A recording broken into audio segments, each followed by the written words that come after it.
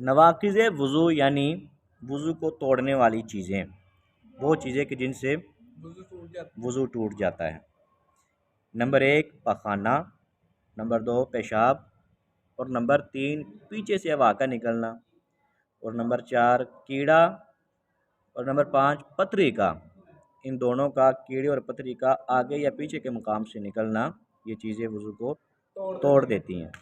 یعنی دیکھیں آج کل اتنی جہالت ہے کہ ایک بندہ لاہور میں تھا تو اس نے آ کے استاد صاحب بتا رہے تھے کہ میں نے جب یہ مسئلہ بیان کیا، استاد صاحب بتا، میرے استاد صاحب کہتے ہیں کہ جب میں نے یہ مسئلہ بیان کیا نا کہ وہاں خارج ہو جائے تو وضو ٹوٹ جائے، تو وہ بندہ بڑا حیران سا ہوا۔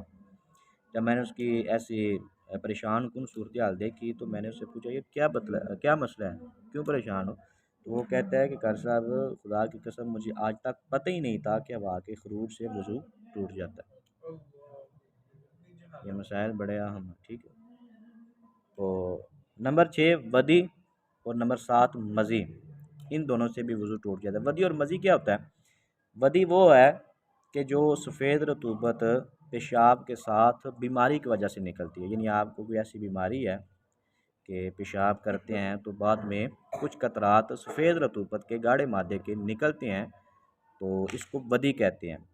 اور مزی اسے کہتے ہیں کہ اپنا مرد اور عورت دونوں کا اختلاط ہوا، بوس و کنار کیا مرد نے عورت کے ساتھ، تو اس دوران یعنی صحبت سے پہلے کچھ قطرات جو ہیں وہ خود ہی نکل آتے ہیں عضو خاص سے، اس کو مزی کہتے ہیں۔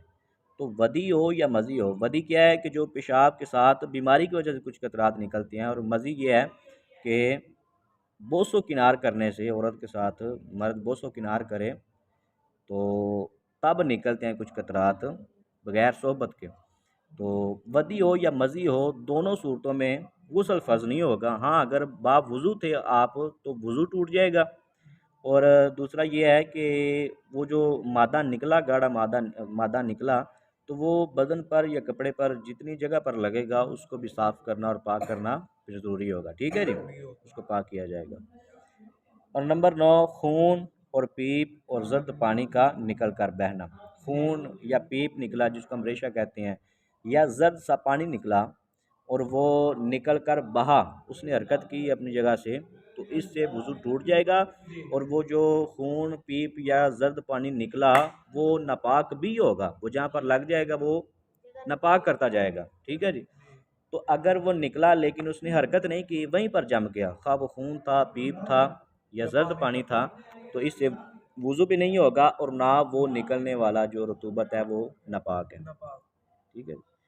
نمبر 10 کھانے یا پانی یا پیت یا جمے ہوئے خون کی منہ بھر قے، ٹھیک ہے۔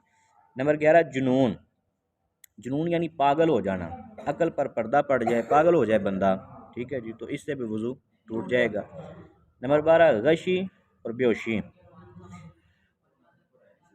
یعنی بندے پر ایسا اس کو نشہ چڑھ جائے، اس کے قلب پر پردہ پڑ جائے کہ اس کو اپنی ہوش ہی نہ رہے، وہ بندہ بے ہوش ہو جائے، تو ایسے بھی وضو ٹوٹ جائے گا۔ اور نمبر 13 اتنا نشہ کہ چلنے میں پاؤں لڑکھڑائیں، ٹھیک ہے، یعنی نشہ اس نے کیا یا کوئی نشہ آور چیز کھائی تو اتنا نشہ اس کو ہو گیا کہ چلتا ہے تو پاؤں لڑکھڑاتے ہیں، صحیح چلا نہیں جاتا، تو اس سے بھی وضو ٹوٹ جائے گا۔ اور کہتے ہیں علاوہ نماز جنازہ کے کسی نماز میں کہا لگانا، علاوہ نماز جنازہ کی کسی نماز میں کہا لگانا۔ اور یاد رکھیں کہ ہنسنا جو ہے یہ 3 طرح کا ہوتا ہے، ایک ہوتا ہے ضاحک، ایک مسکرانا، اور ایک قہقہا۔ ضاحک یہ ہے کہ منہ نہ کھلے، صرف چہرے سے ظاہر ہو کہ بندہ ہنس رہا ہے، مسکرا رہا ہے، ٹھیک۔ اور مسکرانا یہ ہے کہ صرف دانت ظاہر ہوں، ہنسنے میں دانت ظاہر ہوں، آواز نہ نکلے۔ اور قہقہا یہ ہے کہ بندہ منہ کھول کے آواز کے ساتھ ہنسے، ٹھیک ہے۔ تو اگر آپ نماز جنازہ کے علاوہ یعنی کسی سجدے والی نماز میں ایسے کہا لگاتے ہیں تو آپ کا وضو بھی ٹوٹے گا اور نماز بھی، چونکہ وضو ٹوٹ گیا تو نماز بھی جاتی رہے گی۔ لیکن اگر نماز جنازہ میں آپ کہا لگاتے ہیں تو آپ کا نماز آپ کی ٹوٹ جائے گی لیکن وضو نہیں ٹوٹے گا۔ اور نمبر 15 کہتے ہیں نیند، یعنی پوری طرح بندہ سو جائے، اعضاء جو ہیں وہ ڈھیلے ہو جائیں، تو اس سے وضو ٹوٹ جائے گا۔ اور نمبر 16 مباشرت فاحشہ۔ مباشرت فاحشہ کیا ہے کہ بندہ مرد اپنے اعلیٰ کو، اپنے عضو خاص کو، نفس کو جب وہ اکڑا ہوا ہو تو عورت کی شرمگاہ سے ملائے، یا مرد مرد کی شرمگاہ سے ملائے، یا عورت عورت کی شرمگاہ سے ملائے، ٹھیک ہے، اور درمیان میں کوئی کپڑا وغیرہ نہ ہو، ٹھیک ہے، تو دونوں کا غسل جو ہے، دونوں کا وضو ٹوٹ جائے گا صرف ملانے سے۔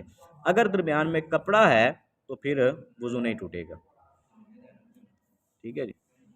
اور یاد رکھیں دکھتی ہوئی آگ سے، دکھتی ہوئی آگ سے جو پانی نکلا یا کیچڑ نکلا تو وضو ٹوٹ جائے گا، اور یہ جو پانی اور کیچڑ نکلا ہے یہ بھی نجس ہوگا، جس جگہ لگ جائے گا اس جگہ کو ناپاک کر دے گا۔ اور اگر نماز بھی آپ اتنی آواز سے ہنسے کہ آپ نے خود تو سنا لیکن پاس والوں نے نہ سنا، تو وضو تو نہیں ٹوٹے گا، البتہ نماز ٹوٹ جائے گی، ٹھیک ہے جی۔ اور اگر آپ نے صرف مسکرایا یعنی دانت نکل آئے، آواز بالکل نہ نکلی، تو اس سے نہ وضو ٹوٹے گا اور نہ ہی نماز ٹوٹے گی، ٹھیک ہے۔ اور جو رطوبت بدن سے نکلے اور بہے نہ، اپنی جگہ سے حرکت نہ کرے، تو اس سے نہ وضو ٹوٹتا ہے اور نہ وہ رطوبت ناپاک ہے، ٹھیک ہے۔ اور یہ بھی یاد رکھے کہ تھوک، رال اور پسینہ اور میل، یہ جو چیزیں ہیں یہ چیزیں پاک ہیں۔ اگر بدن یا کپڑے پر ہوں، ایسے آپ نماز پڑھ لیتے ہیں تو نماز بالکل جائز ہے، لیکن صاف کر لینا اچھا ہے۔ اگر آپ صاف کر کے نماز پڑھتے ہیں تو یہ عمل اچھا ہے۔ اور یہ بھی بڑا اہم مسئلہ یاد رکھیں کہ گھٹنا یا سطر کھلنے سے یا دوسروں کا سطر دیکھنے سے وضو نہیں ٹوٹتا۔ یعنی عموماً یہ مشہور ہے جی کپڑے جب بدلیں تو وضو ٹوٹ جاتا ہے، نہیں بھئی ایسا نہیں ہوتا۔ آپ کا صرف گھٹنا نظر آ گیا، یا آپ کا سطر آپ نے کھول دیا کپڑے بدلے، یا کسی کا سطر آپ نے دیکھ لیا یا چھوا، تو اس سے وضو نہیں ٹوٹے گا۔